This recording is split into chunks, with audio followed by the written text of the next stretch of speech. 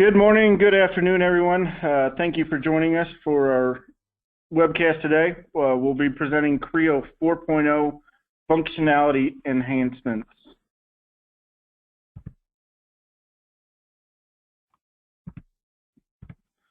I'm Matt Tognarelli, and I'll be the moderator. Mansour, a senior application engineer at BWI, will be our presenter for today's webcast. We'll begin with a brief BWI intro, then we'll go right into the presentation around Creo 4.0 functionality enhancements, along with a live demo, and then at the end we will wrap up with question and answers at the end of the webcast. You're all currently in listen-only mode, but you can write in your questions throughout the webinar, and we'll be sure to answer them at the end of the webcast. Barry-Wehmiller International is a division of Barry-Wehmiller, a $2.4 billion global organization that provides capital equipment, engineering, and IT consulting for a diverse array of industries. With more than 130 years of manufacturing experience, Barry-Wehmiller has a rich blend of capabilities and legacies of more than 80-plus businesses, united by the company's strong values, innovation, service, and fierce commitment to the people whose lives we touch through the course of our business. Barry-Wehmiller continues to grow rapidly with more than 1,000 team members and 100-plus locations worldwide, servicing customers in all corners of the world. Barry-Wehmiller International is the global provider of business and technology solutions.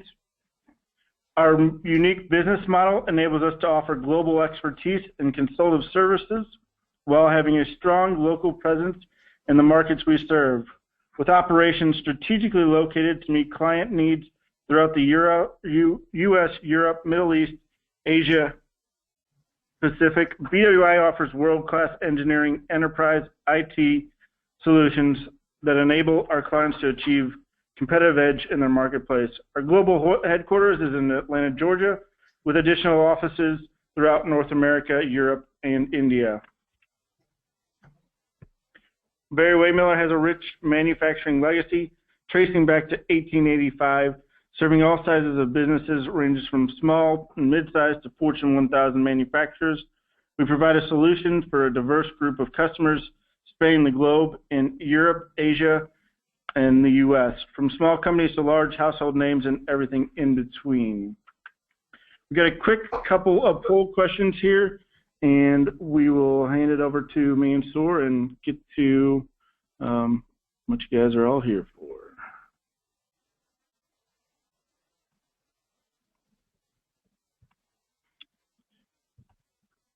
First question is, what version of Creo are you currently using?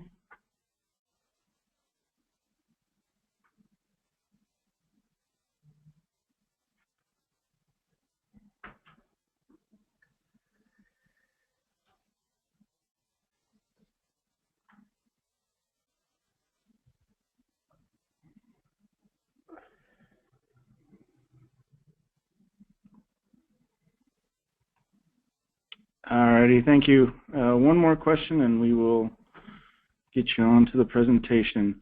What version of Windchill PDM Link are you currently using?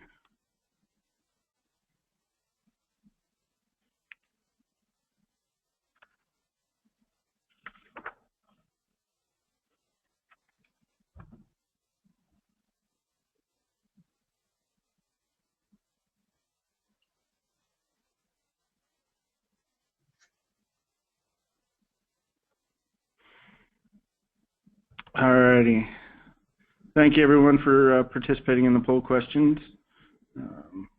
We will switch it over here and make Mansour our presenter.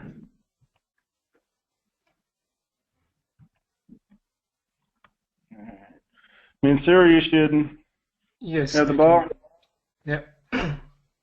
Yeah, I'll let you know when we can see your screen. All right, we can see your screen. If you can put it in presentation mode, then that'd be great. All right.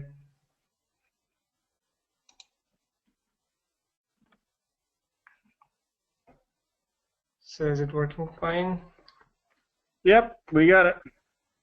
All right. Good afternoon, everybody. My name is Mansoor Janjua, and I'm the Senior Application Engineer with the Barry-Wehmiller. And I'm located in St. Louis, Missouri, and that's my email address if you need to reach out, so feel free. So today I will talk about the Creo 4 enhancements, basically for an everyday user, like what are the things that you would see different from Creo 3 to Creo 4. And so, I mean, of course, there are some advanced features that they have updated, but I'm going to talk more about the interface and some of the more common features in the interface, of course, in the sketcher, in the part modeling, in the drawing enhancements, and in the assembly. So of course, some features have been upgraded compared to the others, and some are left pretty much the same. So with this, so first one is like what you would see when you open up the Creo. The default background color has been changed. It's now kind of like a gray background. You can still go back to Creo 2 or Creo 3 color, you know, like in a light color, or you can have the dark background, which is a black color, and so on. One thing that you would also notice different is like when you select a feature in the model tree, what you would, you know, the options, you can actually customize your right-click menu options, and then the mini toolbar is what they are calling. That's something new that you will see, and you can also customize it, and I'm going to show it to you. And then also your selection filter is no longer the smart. It basically is like the geometry is the default selection filter, so you can select the surfaces, edges, and vertices directly. And you can actually also, if you have columns and so on in your model tree, you can hide them. You can go to the full screen, and a few other things you can work on. So this is the light, the colors that I talked about, and I will also show you like if you hide things in the layer, so basically those don't show up being hidden on your model tree, but now basically if you hide something on the layer, it will also reflect here in your model tree. So okay, so with this I'm gonna jump over to Creo. So I will actually go through, so once I'm done with the interface, I will go over the sketcher, and then we will go back and forth between the PowerPoint and the in between the Creo.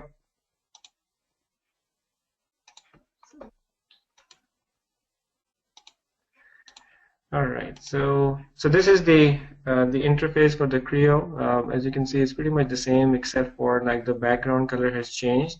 And I'm going to go ahead and open up one file.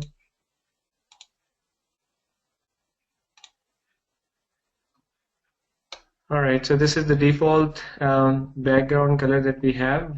So what I'm going to do, as you can see, the selection filter, the default is geometry now. So I can basically go ahead and select a surface or something directly, or pick up a vertex or an edge, something like that. At the same time, when I go and select a feature, so you notice that I haven't pressed any right click or anything. As soon as I select the feature, this mini toolbar actually show up. So what I mean, the idea behind this is like whatever the features that you can do on this, I mean, whatever the option that you can select on this feature will show up here. So if I go to a plane and then I click on it, so I can actually create a sketch, I can create an extrude, revolve, and so on, other features I can do. And if you want to customize this, you can always right click. I mean, so this is something new which is called the mini toolbar. So when you right click on this, you have the right click menu option, and you can customize your mini toolbar. So you can drag things. So for example, if you want to add something to this, you can actually bring it over here. And then the same thing, you can actually keep on adding additional things to different, you know, like rows of the mini toolbar. And then if those options you can select based on the feature that you pick in your model tree, if those are available, they will show up. The other thing is like you can always open up the options in the, so over here, so you can also create, you can simply drag and place things over here. Okay, so if these things can be, when you select a feature, if those options are available, or you can actually select those options so they will show up, otherwise they will not. And if you need to reset, of course, you can always go back and reset all my shortcuts and menu. So this will be whatever the default setting from the Creo is. Okay, so right-click menu option is this, and this is your mini toolbar. And you can also customize your, this right-click. Like your ribbon. So the thing with the ribbon is, you can also do that in Creo 3 or Creo 2. But the difference that you would see here now is, so let's suppose if you create a common tab or some tab where you have some features that you can add, that will not show up in this current mode, but it will also show up pretty much everywhere. So what I mean by that is, like, it will also show up in your assembly, it will also show up in your drawing, in your sheet metal. So any module that you have, you can have it enabled for all modes if you want to show it. Otherwise, if you just want to show it in the part, then you just keep it on the current mode and it will only show up there. So for example, if I have this common, or like, let me just create a new group. Actually, let me just go ahead and create a new tab. So I have a new tab here, and I can rename this. Okay, so I'm going to call this like a test. And then I have some feature that I can add here. So let's just say I'm going to add this feature here in this one. I will also add some feature here as well in this one. So if I keep it on all modes, okay, so now we have this test tab here. So these are a couple of things that we added. So even now when I go to assembly, that should also show up in my assembly. Let me just go back and see if I have not. So customize a ribbon. Yeah, so to test, I want it in all modes, and I want to make sure that I select OK. Okay, it's showing up here. All right. It actually should show up in all the modes.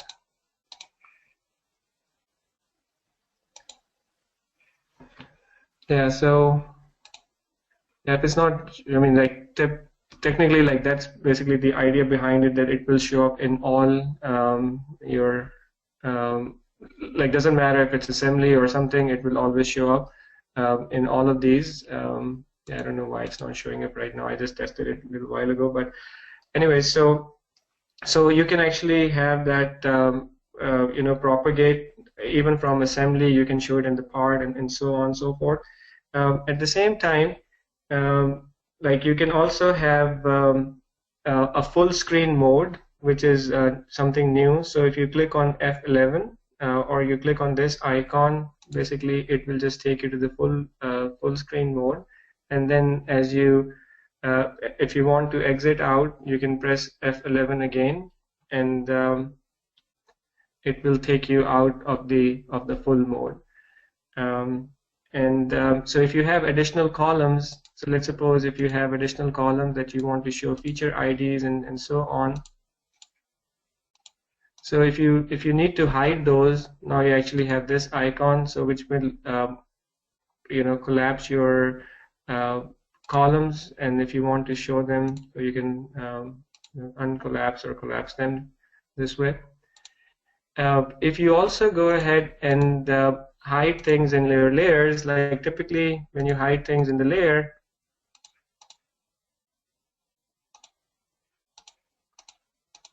okay, these items will still be shown up, even though they are hidden in the layer and you won't see them in your display, but they still show up as being unhidden. So now they're kind of being consistent with that. So if you hide something in the layer, that will also reflect here in this in your model tree. All right, so let me circular. Okay, so selection filter, hidden items, hidden column. Okay, so that's pretty much what I wanted to show you for this one. So let me just go to the next one. So enhanced sketcher. So you have the new mini toolbar. So snapping. So few things that are common. You know, you will experience every day. So let's suppose if you have a part and you kind of use or like you know, extrude or some other feature that you want to sketch on. So typically, whenever you go to the sketcher, you have to add references to those already existing edges so that the line can snap to those. But now you no longer have, I mean, you can still add references, the icon is there, but you no longer have to do it because as you go to the line tool, it will automatically snap to already existing edges. So, and then you can also change the thickness of the line. So by just going to File, Option, the Sketcher, you can change the thickness of the line, and these icons have also been been updated. So let me just go ahead and show you how the Sketcher interface has changed, or enhanced. I would say it's pretty much the same except for like few things.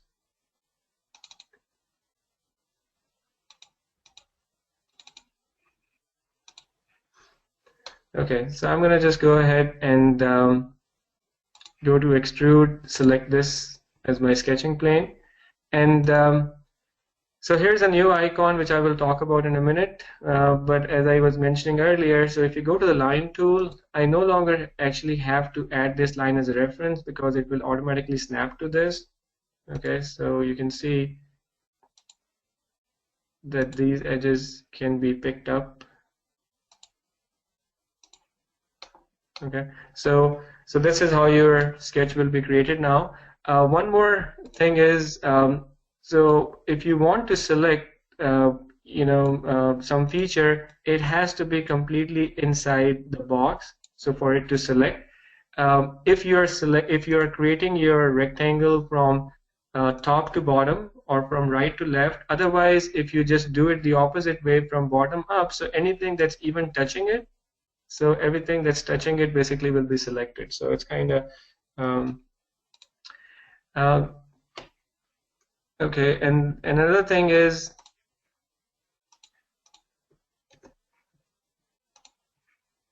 so if I have this as my sketching plane, so I go to Sketch and I click on this. So this is a new icon. So what it does, it basically gets rid of everything what's in the front of this. So it kind of basically cuts out that plane, and this basically takes you directly to the sketching plane. So if you want to, this will clip the model based on the plane that you have selected. So everything above it will be clipped. So that's a new icon, and pretty much everything else is the same here, except for the reference part, which I just mentioned. So. All right, so now going back to a few other features in the part mode. So an extrude has been enhanced in a way that the side two. So I mean, if you have the extrude, like some sketch that you want to extrude, you have the side one and side two. Now actually side two can actually go towards side one and can remove some material if need be. At the same time, you can also have an extrude with an offset. So if there's a slanted surface, you can actually let that surface extend, and then the extrude will follow up to that. So that's something that I will show you. Another one which is for the whole feature. In fact, this is some feature that has been asked a lot from PTC to update. So what this one is, so if you recall, those of you who have been using Creo for a long time, or Pro E, so basically if you have you have to select the surface, and then you have to select some offset reference. It could be an axis. So basically the hole will always be normal to the surface. But now we can actually select some surface, and we can have the orientation of the hole in some other direction. So you can select another axis to have the orientation in some other direction, even though it will no longer have to be normal to the surface that you select. So so that's kind of a neat feature.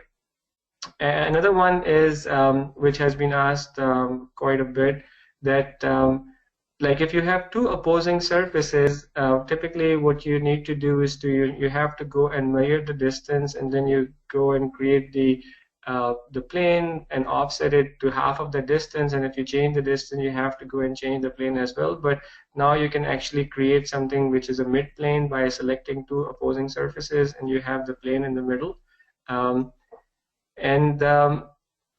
Then another feature that has been enhanced is the group feature. So I mean, in terms of how you select or make a group is pretty much the same, but you can actually have an insert mode that can be pushed into the group, and you can also have, like, you can easily rearrange items inside the group, and even if a feature fails, or like some feature has failed, you can still make it as a part of a group. So so these are a few things that have been enhanced in the part modeling.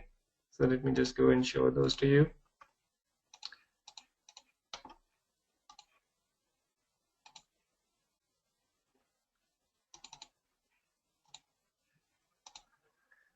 All right, so here's an extrude. So I'm going to go and do the edit definition. So we have the side 1 and side 2. So this is side 1, and you can also have a side 2. Okay, so now I can actually move it towards the side 1. So if I need to remove some material, I can certainly do that. Of course, it's not going to go beyond it, but you can move it towards the side 1. So that's how the feature would look like. All right. So also in the side 1, so if I go back to side 1, I'm going to just go ahead and select it to selected, and I will pick this surface here. Okay, so it will extrude up to that surface, and then if I need to, what I can do, I can actually have this extrude offset. So I can make this go up in this direction if I need to have the dimension across this way, or if I want, instead of the inclined dimension, if I want the straight dimension, then I will go ahead and use this. So then we can actually have the extrude extend up to that surface. So that's the extrude feature, and as I already mentioned to you, that you can always have this side 1 to go up the other side of the extrude 1. Okay. The next feature that I want to show you is for the hole. Okay, so in this case, I'm going to create a radial hole, so which is on this surface, and I am holding the control key to pick this point, and basically it's normal to the surface, which is typically how the hole is created. But what I can do now, I can actually go to the placement, and I can select the hole orientation, and I can pick up an axis. Okay, so let me just go and make this. All right, so you can see it will be normal to, it will be along this axis that we selected, and if I unselect the top clearance, then you no longer have this material that's removed from there. So I'm going to go back and make sure that the top clearance is selected, which is the default option, and then the hole is created, which is on this surface, but it's in line with the axis over here. So let me also make another axis, basically from this point and this point here. So that will be an axis that's created. So I'm going to go ahead and create a hole. Okay, so let me just go back and just select this hole. I'm going to delete that one. Okay, so now I'm going to go and create this hole, selecting the same, selecting this point, and now for the hole orientation, I'm going to select this axis here. So you can see that it will be along that axis, but it's placed on this surface. So which is sometimes needed. So it's a good feature that Creo actually brought into their in Creo 4. So PTC has brought into Creo 4. So all right, the next one is the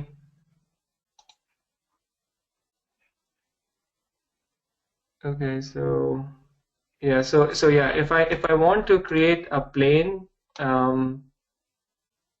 between two opposing surfaces, so what I can do, I can select this, I can hold the control key and pick this surface. So a datum plane is created in the mid of those two. So this is the mid plane. So even if I change the length of this, like the plane will move along because it's created at the mid plane between the two opposing surfaces. So that will be the mid plane.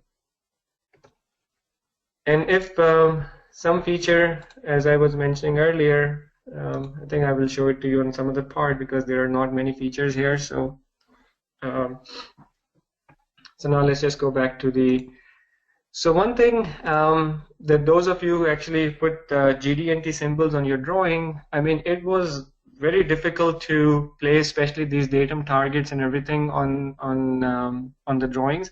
But with Creo 4, they have made life a lot more easier. So you can actually very easily place all these GD&T symbols. You no longer have to worry about like how you are placing your datum and how you need to select. I mean, it's very user-friendly now how you will place this with the GD&T symbols and everything. So let me just show it to you how you would actually place it on your drawing.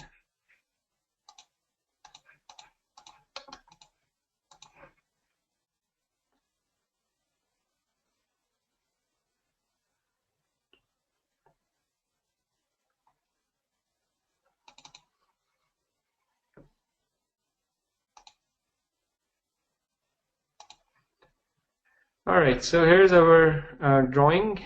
So what I'm going to do, I'm going to go to the Annotate tab, and inside the Annotate tab, they have this datum feature symbol. So this is like if you want to, you no longer, I mean, earlier, like you would have to actually go and define some of these datums or surfaces as your, go to properties and say that this is A, B, and C. But now you no longer have to define it over there. You can simply go ahead and pick this datum feature symbol, and you pick up a surface. Okay, and then middle click. The first one automatically comes out as A, but if you need to change this, you can always change it to whatever you want to call it, like N. Okay, so that will be changed. The same thing, like this one here.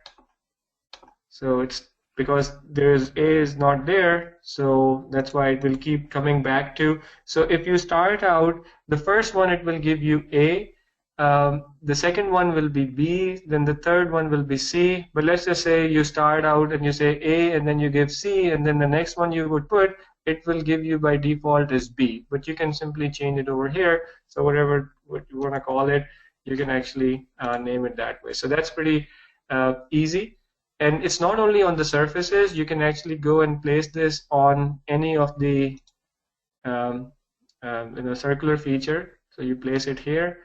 So it's fairly easy to place it.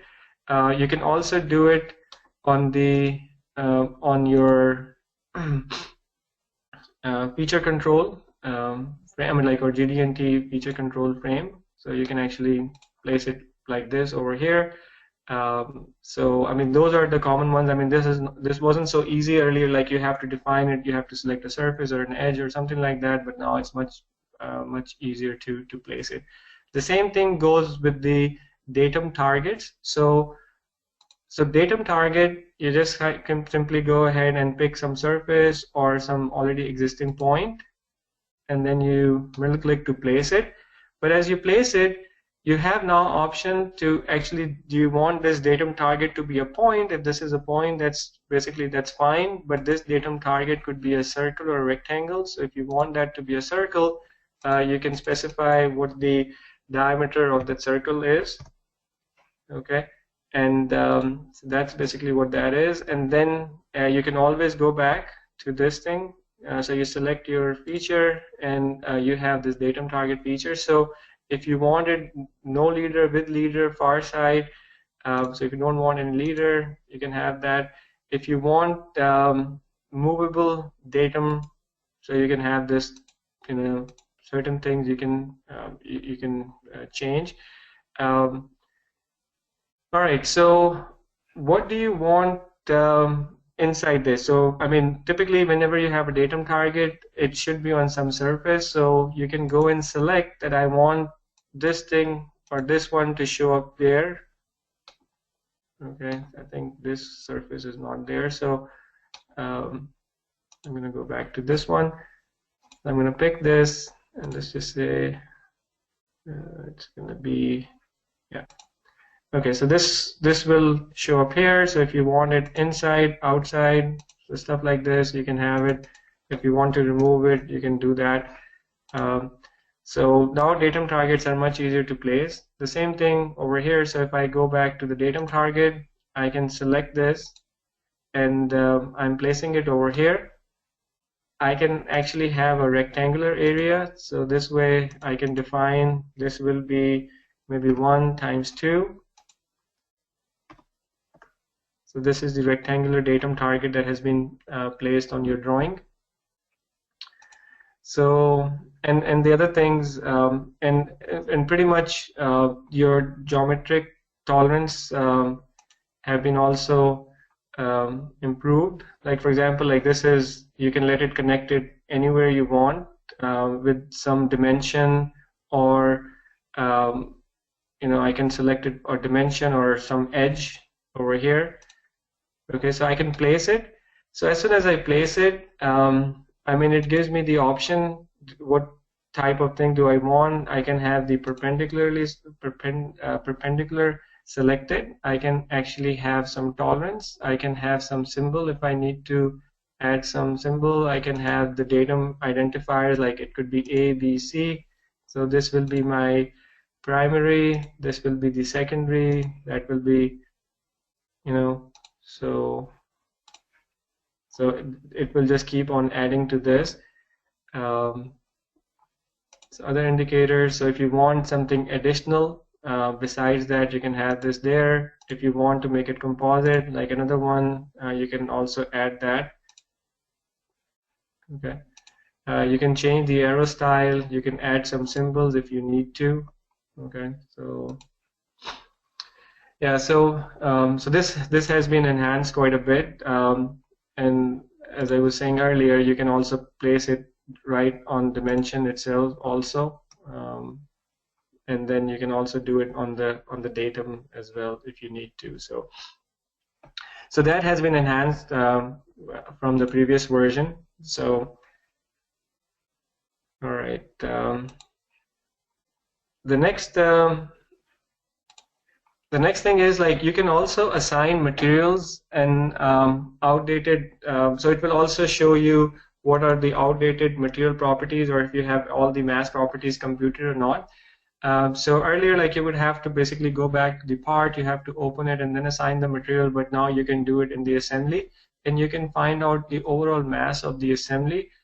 Even if you change any of the material in the assembly or in the part, what happens is that it will say that the mass properties are not up to date. So you can have this notification, and then you will have to just compute it so that your mass properties are up to date.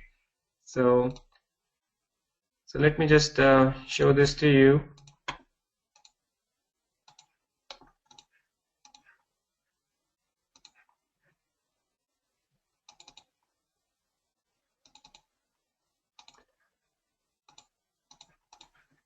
Okay, so here's a part. So basically, you can have the part material to be defined, you can define it this over here. So you simply right click on something and then you say edit materials. So if you click on edit materials, basically this is a new list of materials that is available in Creo 4, but you can have the legacy materials, which is, so you can add as many as you want. So you double click. So the first one that you will select, that will be the default one that will be assigned to this part.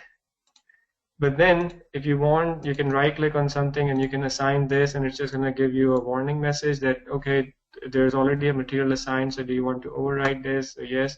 So now this material becomes, you know, the current or the assigned material. So yeah, so once you make changes, so I mean it's the same as if you open up the part and then you can assign the material over there. So let's just say you open up the part, and I'm going to go ahead and go to File, Prepare, Model Properties, and then the material has been assigned. So you can go ahead and add more to the list. So for example, I have this one that will show up in the list, and then this can also show up in the list. But the first one that you pick, of course, will be the assigned one. So now when I go back to this part, so you have all these materials that we brought in the list. So I can assign this one, and now this is the assigned material to this part here. I'm not sure like if the material or like the mass properties are up to date for this part. So what I need to do, I can actually have you know, change this config.pro option, which is mass properties calculate report outdatedness only. So I can change this property, so that way anytime the mass of the assembly is not up to date, then it will give you this warning message. So what I'm going to do, I will go ahead and go to options, configuration editor, and then mass property calculate, and just report outdatedness only. Select OK. I can also go ahead and look at the notification center, and just so that if there's an outdated mass property, it will give you a warning message. Do not show me a message or something. So when I press OK, so you notice that it gives you this outdated mass property. So what I need to do, I actually have to just basically go back to, in the assembly, File, Prepare, Model Properties, and then just go to the mass properties and compute the latest mass properties of this, which you can also report it in your column if you need to. For all your components, you can actually show it that way.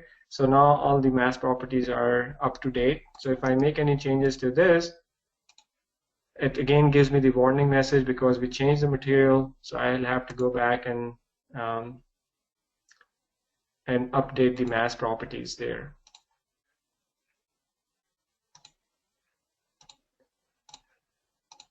All right. So that's for this one. Another thing, even though I mean on a day-to-day usage, you probably will notice also that they have changed this shading with reflections and so on. Now they have their own shortcut keys like Control 1, Control 2, Control 3. I mean earlier you would have to go back and select it, but now with this you can select Control 3 and it will take you to the shading. The next thing, the last slide that I have is for the creating mirrored components in an assembly. But before I do that, let me just talk about one thing that, as you recall, I had it for the group. So basically, I can select everything as a part of a group. So if I have this feature, I'm going to go and suppress this. So if I suppress this, basically what happens is the round which is connected to this extrude will also fail. So what I will do, I will just say I don't want it, I'm going to suspend it. Maybe the feature will regenerate or maybe it will not. But in this case, I know the feature would fail because if there is no extrude, the round would of course fail. So you would notice that the round feature would actually fail. Okay, so but even then I can actually include that in my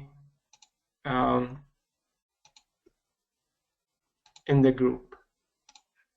Okay, so that feature can actually be a part of a group, and I can also bring the insert inside the group. I can bring it anywhere I want it. So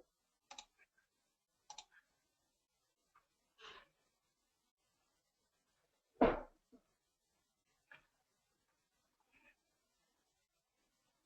right, so in the background it's gonna work. It's just gonna go back to the last feature. All right, so then the next one is creating mirrored components in an assembly. So you can select, so you can create mirrored components in an assembly. So what it will do, I mean, so basically either it will create a merged mirrored feature, or it's going to be a separate part, but is it going to be completely dependent on the original model that it's originating from? Like it's just going to be mirrored. So if you make any, so let's suppose this is your original model and this is your mirrored. So you have the option to make it completely geometry dependent. It will be a separate part, but if you make any changes to this, that part will also update. The next thing is like you can have it where you have all the features available for this, and then you can break the dependency, so this will be completely separate part. But what they also have something new is like perform symmetry analysis. So if any part which has some the software will see that if it's basically completely symmetric, so it no longer is going to create a separate part, but it will just reuse the same part. So earlier, like it would just basically go and create a new part, but if in this case it's not completely symmetric, so it's going to create a new part, but you no longer have to create all the parts. When you're mirroring in an assembly, you can reuse some of those parts if there is a perfect symmetry across some datum, or like the parts are similar, so you can reuse them. So all right, so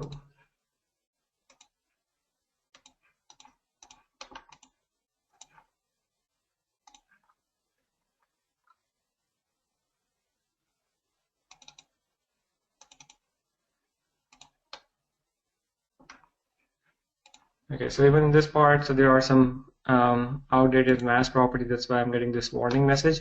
So what I'm going to do, I'm going to select this component here, and then I will select the mirror. So let me just go ahead and add some features. So I'm going to make sure.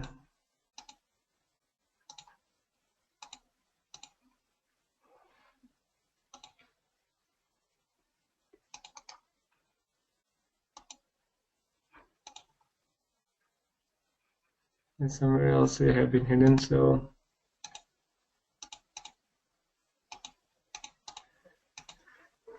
all right, so I think it's the front. Yeah, that's why. All right, so what I'm going to do, I'm going to select this feature, so this part, and then I will go ahead and do the mirror. So as soon as I select the mirror, so it's asking me about the mirror plane, which I can select this one. I have to give it a new name. So I'm going to create a new name for this.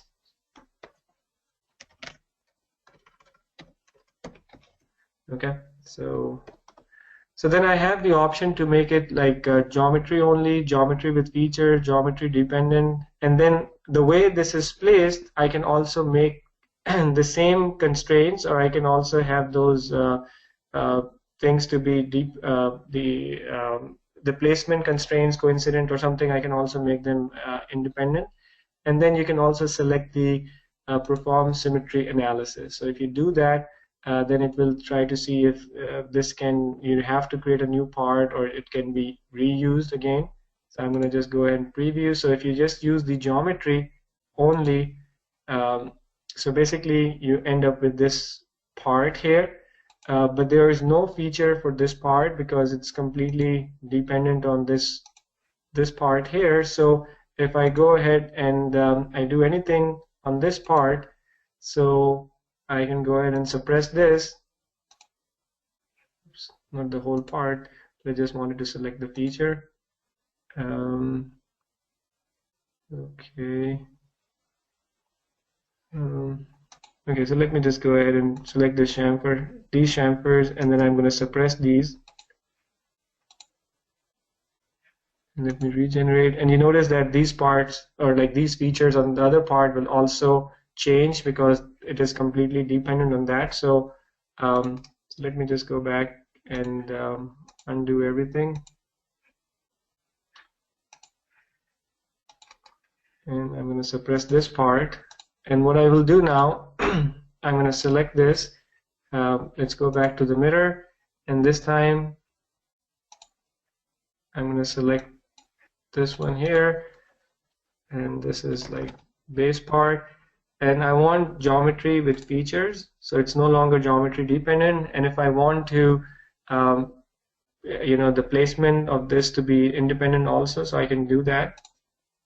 Then I press OK, like preview. Okay, so this time when I go ahead and suppress these round, or like the chamfer, you notice that it will no longer change this part, because this has its own feature tree and everything. Okay, and I can even go ahead and change some of the assembly constraints. So for example, if I go back and I make some changes to this, which is like how far do I want it to move. Okay, so this will not move because the placements have also been made independent. So yeah, so these are a few things that I wanted to show you in the Creo 4 interface that you probably will see on a regular basis, especially the selection filter, the right-click menu options, and then overall layout. I mean, like, and in the sketcher you no longer have to add references, and the whole feature, the extrude, and the group features, and besides those, I mean, of course there are some other improvements in the sheet metal, also in the surfacing, but not everybody do use it. So with this, I'm gonna hand it over to Matt, and if you guys have any questions. So, hey, Mansour, thank you. Good presentation. We do have a bunch of questions. So I'm going to leave you as the presenter, so you can toggle back and forth, answering any questions if you need to in sure. Creo 4.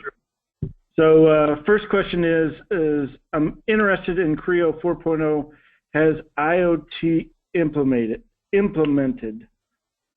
So I guess it's Creo 4 and IoT working together. Actually, I don't know about that one. Okay. All right. Mm-hmm. But I can certainly find out about it. Yeah, we can look into that one. Let's see.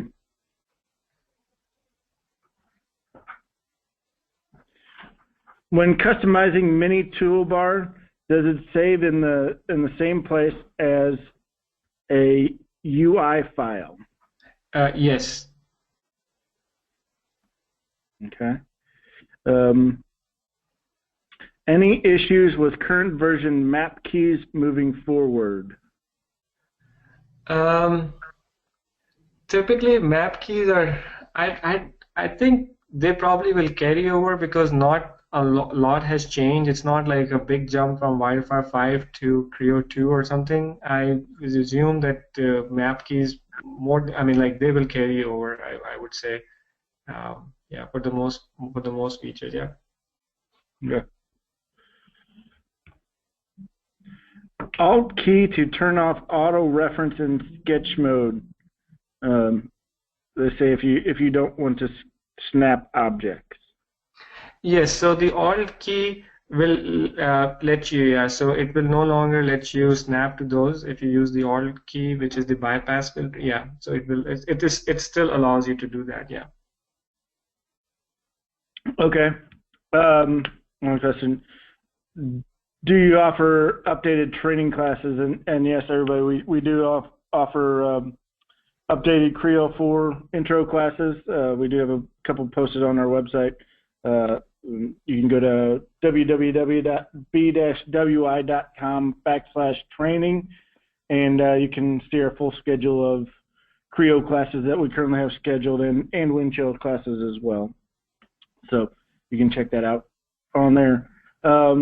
Next question for you, and actually Mansour is one of our AEs, so you could even have Mansour teach your class for you. Let's see, Mansour, next question. Picking another access direction, can we select other things other than an access, like an edge direction? Yes, you can select an edge, because edge is treated as same as an axis in Creo, so yeah. Okay. Can a mid-plane be created between two angled surfaces? Two angled surfaces? Yes, you can. Yeah, if you have two slanted surfaces, as long as they are parallel, you can create a mid-plane in over there. Yeah, as long as they are parallel. Okay. Yeah.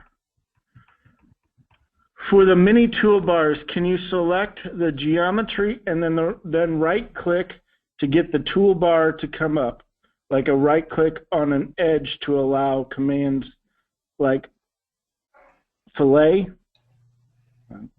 So if you select an edge, so basically that's what you see, and then you right-click.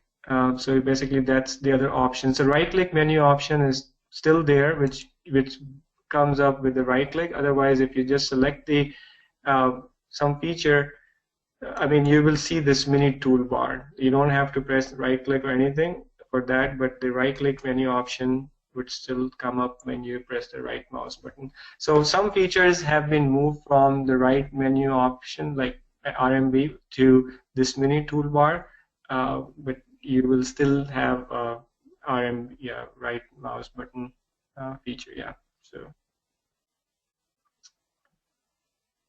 Okay. Next question. Datums. Are you creating all drawing datums and geotoll, not doing in the model? You can actually do that, the geometric tolerance. You can assign the datums here in the model, and then you can simply retrieve it by show model annotations. I mean, that exactly works the same way. But earlier, like it used to be, I mean, like you have to be very particular. Like you have to create datum, you have to go to properties to define it, but it no longer is as strict. So you can actually just simply go and add it. But I mean, even in the annotate tab, you can go ahead and create the datums and so on pretty much the same way, and you just have to call them in your drawing, which is the way you typically do so. Okay. Next question. Are G, D, and T symbols able to be added in notes without using ASCII test to define the symbol? I haven't tried that, so I really don't know about that. So.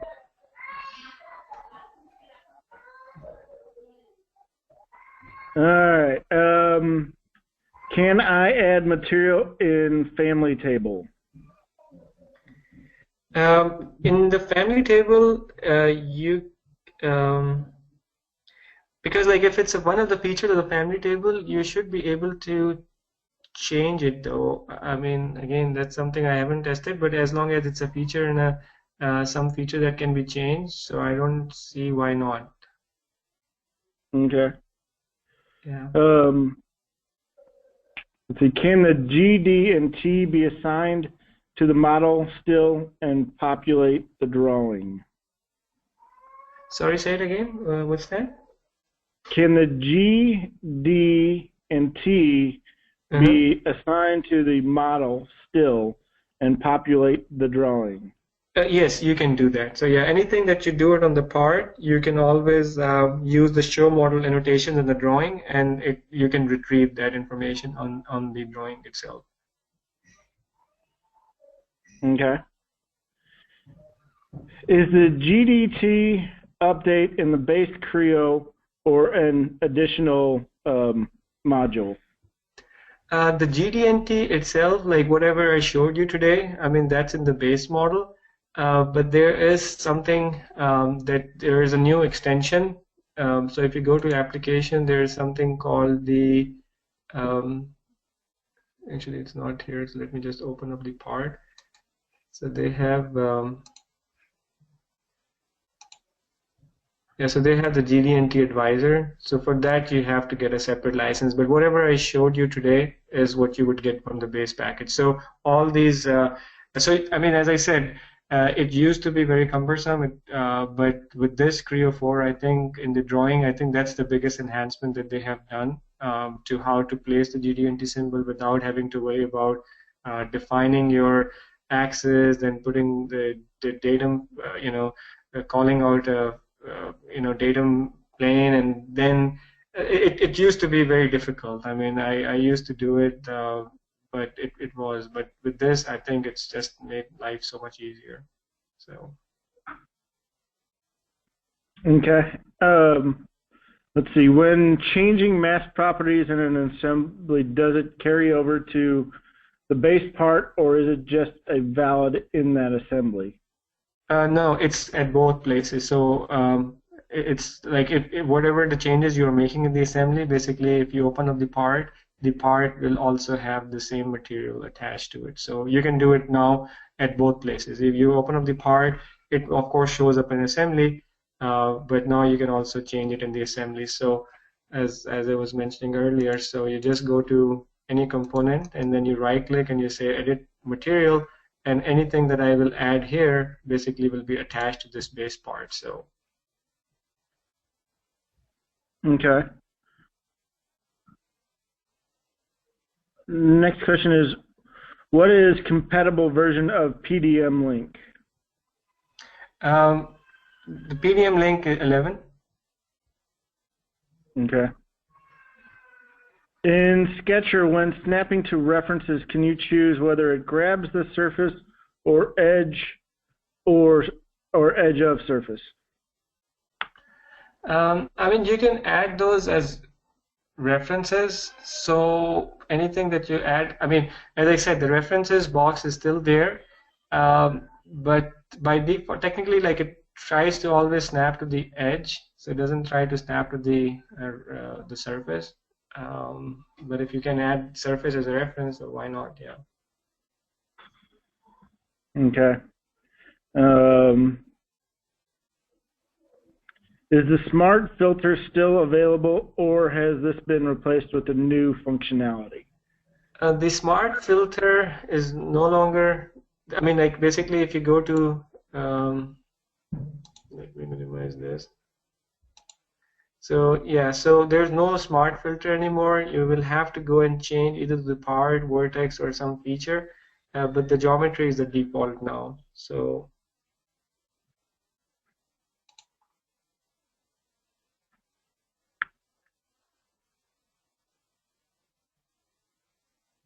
Okay.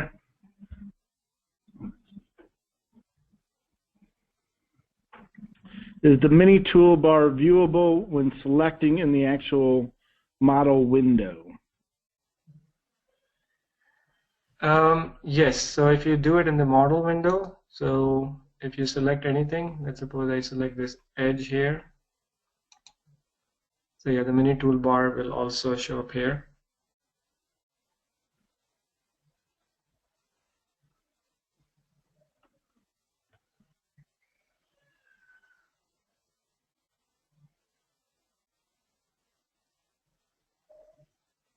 Matt, is this just my screen which is flickering, or do you also see that flicker?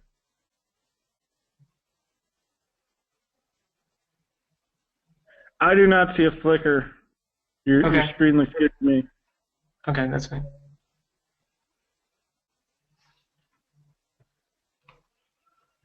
All right. We do have a few more questions, and we'll get to them. Actually, we'll respond to those personally. We are at our time limit here, so we need to kind of wrap this up. So I'm going to take over presenter here real quick, Mansoor, and so all of our webcasts are archived. You can see all the webcasts on our website at b-wi.com/webcast. You can also see the full all of our webcasts on our YouTube page as well. And like I said earlier, we do offer training classes for you to attend. We have 5 training facilities throughout the U.S. We also do on-site training or virtual training as well. Feel free to browse our training schedule by visiting our website, b-wi.com/training. And we are currently offering Creo 4 classes, including multiple intro to Creo 4 classes with one of our award-winning PTC certified senior application engineers. If you have any questions, you can also give her a call or give our national training manager, Joe Ferret, a call, and he'll be more than happy to walk you through whatever classes you're looking for or need. And if you have any questions, you can send them to myself or Mansoor. We will be responding to some of the questions that we couldn't get to in our allotted time. But please feel free to contact me, matt.tognerelli@b-wi.com, and we'll be sure to get you taken care of and answer any questions that you may have. And with that, we will wrap things up here. Our next webcast will actually be March 8th, and it will be considering engineering BOM management and management of engineering management through within an ERP systems. So it'll be a windshield related webcast in March, on March 8th. So look forward to seeing you all then. Thank you for attending the webcast, and have a great weekend. Have a safe weekend, and we look forward to seeing you at the next webcast. Thank you very much, everybody. Thanks, Mansoor. Thanks, Matt. Thank you very much.